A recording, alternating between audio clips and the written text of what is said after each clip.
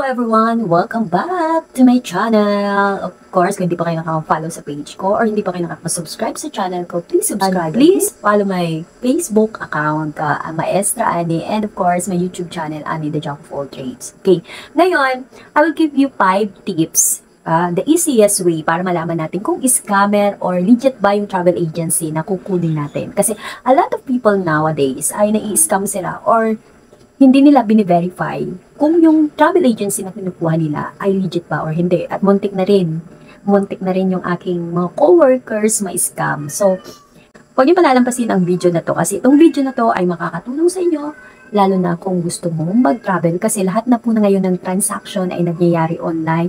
Kahit magbabayad ka ay nagagawa na online.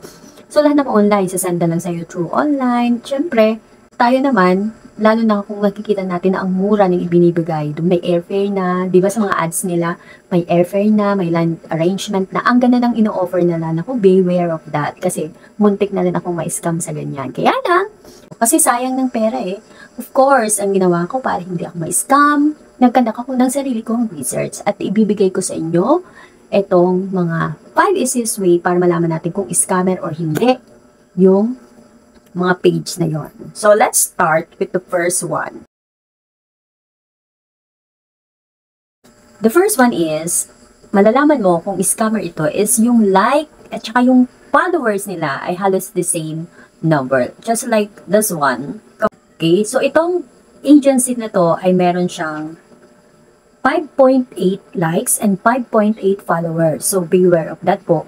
So, pag ganun po na halos the same yung number ng likes at saka ng followers, ay scammer po yan. Okay?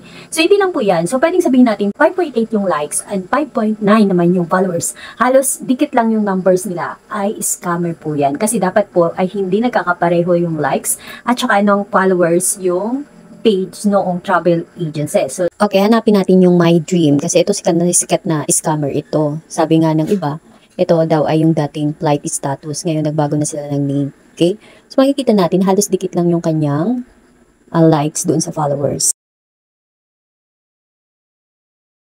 Next, number 2 is tingnan po natin kasi nasa page lang naman. If you are going to open the Facebook page of that agency, puntahan po natin yung creation date. Yan, very important po. Kung kailan nila ginawa yung page na yan. Just like this one.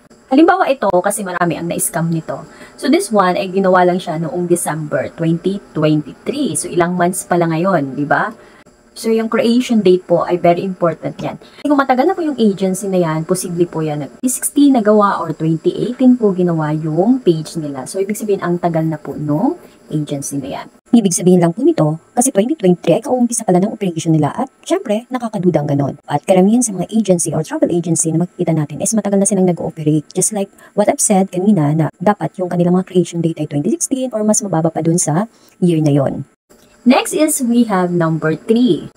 Tingnan po natin yung mga uploaded na mga photos and videos noong page nila. Just like this one, kung titingnan nyo, itong agency na to is halos 4 videos lang po ang naipost nila at saka halos the same date na naipost nila yung mga photos nila. Okay? So that is number 3. Okay? Be careful po kasi kadalasan sa mga travel agency, sa mga page nila, ay ninanakaw lang po nila yung mga pictures na nilalagay nila doon. Yung mga nakiklaim nga na nilalagay. Just like this one, ipapakita ko sa inyo, ito yung mga naging complaint ng mga tao na na-scam. Okay, so this one, titingnan mo, halos walang pagkakaiba yung post ng flight status at saka yung My Dream Travel and Tours. So, ayan, makikita nyo na mga knockout talaga yung kanilang mga pictures. At saka yung flight status, nagbago lang sila ng pangalan. My Dream Travel and Tours. At saka yung My Dream Travel and Tours, ngayon naman, My Dream na lang siya, diba? Grabe mga models ito.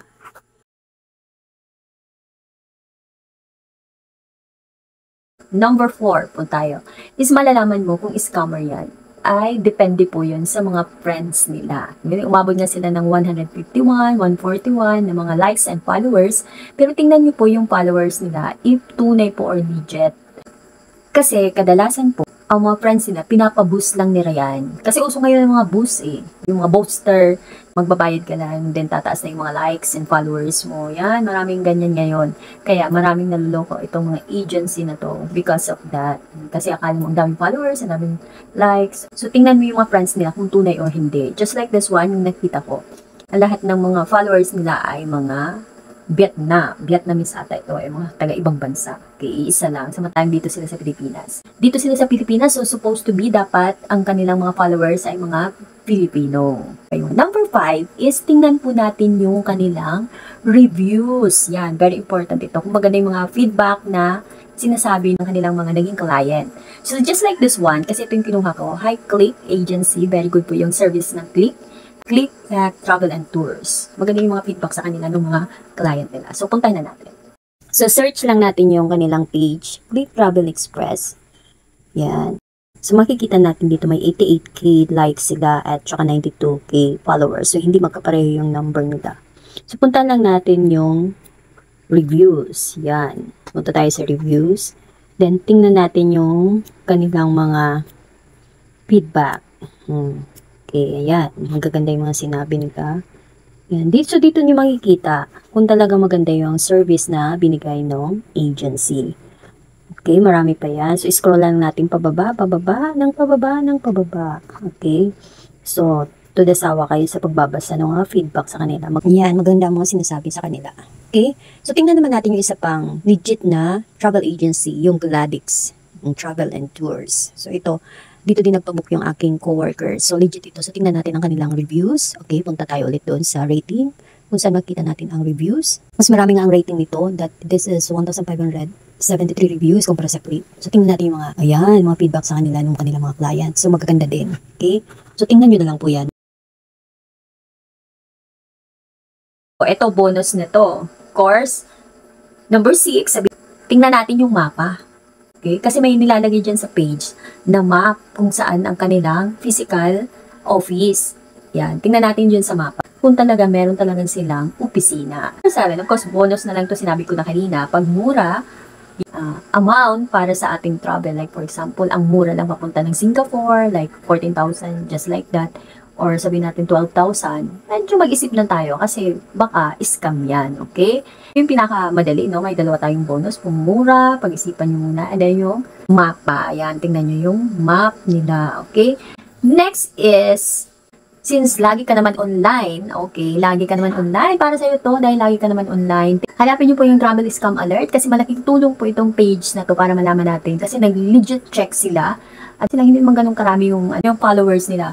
Pero nakatulong po ito para malaman namin kung legit or hindi yung travel agency. Para hindi muna kayo magbayad. Naku, sayang ng pera.